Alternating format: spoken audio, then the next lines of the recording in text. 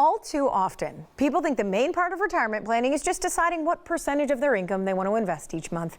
But as I've learned from my next guest, there is much more that goes into the process. So to help us get started, Joe Schmitz of Peak Retirement Planning back to talk about what guides him with his clients. Always good to have you on with us, Joe. Yep, thanks for having us, Rob. Okay, so we know each person has different goals, but you say everyone still kind of should follow this 5-pillar approach. Yeah. So first of all, tell us what this is, why this is something that you kind of, teach to your clients. Yeah, so this is something, when we think about retirement planning, we think of these 5 things. So whenever someone is getting ready to retire or they just retired, these 5 things are what need to be in place. And so obviously we start with tax planning. Okay. Then we go to healthcare and income and investments and estate planning.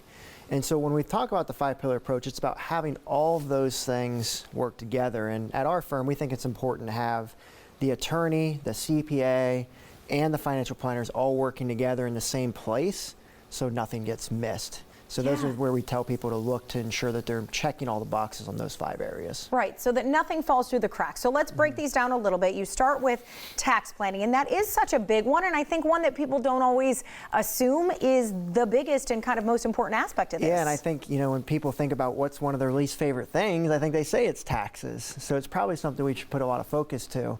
And so with tax planning, it's about how do we pay the least amount. I always ask people, do you donate to the IRS above and beyond what you have to pay in taxes?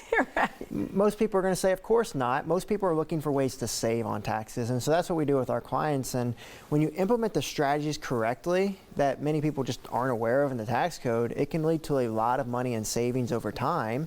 And for those who have been diligent savers, it's not outside the realm of possibility to save $100,000 or more just by simple tax planning strategies throughout retirement and right before you do retire. Yeah, that's a huge amount too to make a lot in more savings. Trips and a lot more fun things that we can do. Yes, exactly. Okay, next up, you said investment planning was kind of number 2. What falls under that umbrella, Joe? Yeah, just making sure, like with most of our clients who are in or near retirement, they think about taking less risk at this point. They don't want to have all of their eggs in one basket or all of their eggs in the market.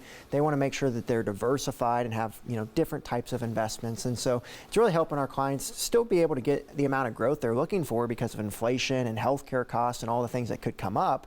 But we also need to make sure that we have enough protection in place if the market does go down and if we do need to take out some money from those investments. Okay. All right. What is an income plan? Why is that on this list? Yeah, and it kind of goes hand in hand with the investment plan and also the tax plan, because at retirement, we now have to turn our investments into income. And what happens with most people is if they turn that investments into income, they have to worry about taxes. And so when we build our income plans for our clients, we try to ensure that they have enough money to spend while factoring taxes, the market, to make sure their money can last as long as possible. And here's the fun one with the people we work with, is they're better savers than they are spenders. So we get to encourage them to spend some money, because at the end of the day, if they don't spend it, it's going to be left to either their kids, charities, or whoever. So we really try to have a conversation of what their purpose is all about there. Yeah, you can't take it with you. Comes into play. Exactly. All right. No U-Haul behind a hearse ever is what I've always heard. Okay, all right, Joe, something else most of us cannot avoid, actually any of us really, and that's healthcare costs and what could come to you in retirement. Yeah, and that's a really unfortunate one, because it's it's becoming more of a need, and the cost is increasing. People are living longer but not necessarily healthier. But we got to plan for things like long-term care, when long-term care insurance may not be the best option nowadays for most people because of the rising costs of it. So it's about exploring other opportunities. But also Medicare, right? How do we plan for Medicare Part B premiums, which are based on your income?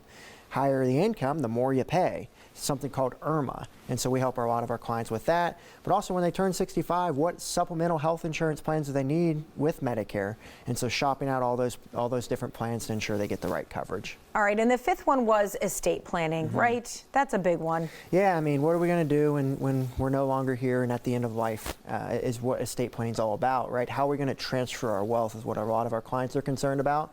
Transferring it to not only their spouse to make sure their spouse is good to go for the rest of their retirement, but also potentially their kids or charities is going to be very important. And again, you can see how all these pillars play together, because we're going to go back to taxes. do we want Uncle Sam to be the beneficiary, or do we want the loved one to be a beneficiary? So the key is to implement tax saving strategies so that you're leaving that transfer of wealth in the best position for that estate planning. But then also just all the documents, right? Get all the right documents in place. Power of attorneys. Do you need a will, or do you not need do you need a trust, or you not need a trust? Get a will.